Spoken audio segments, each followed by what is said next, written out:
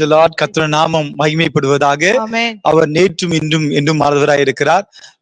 இல்லறம் இறைவனின் பரிசு இந்த நிகழ்ச்சியை உங்களை யாவரும் நாங்கள் அன்போடு கூட அழைக்கிறோம். இந்த நிகழ்ச்சியானது அநேகர்களுக்கு பிரயோஜனமா இருக்கும்படி மற்றவர்களுக்கு இந்த நிகழ்ச்சி நீங்க அறிமுகப்படுத்துங்க. இந்த சேனலை சப்ஸ்கிரைப் பண்ண சொல்லுங்க.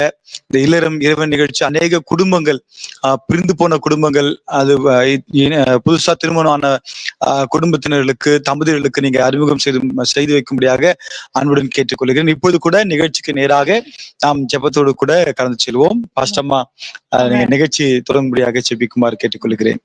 கண்களை மூடி ஜெபிக்கலாம்.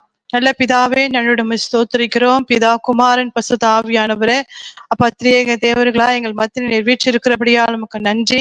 ஏசப்பா, இந்த நாளிலே இந்த நிகழ்ச்சியின் வழியாக கர்த்தா இல்லறம் இறைவனின் பரிசு ஆண்டவரே, கர்த்தா புதன்கிழமை தோறும் கர்த்தா ஆண்டவரே தொடர்ந்து இந்த நிகழ்ச்சியை நடக்கும்படியாய் கிருபை செய்து கொண்டு இருக்கிறீரே, நமக்கு நன்றி தகப்பனே.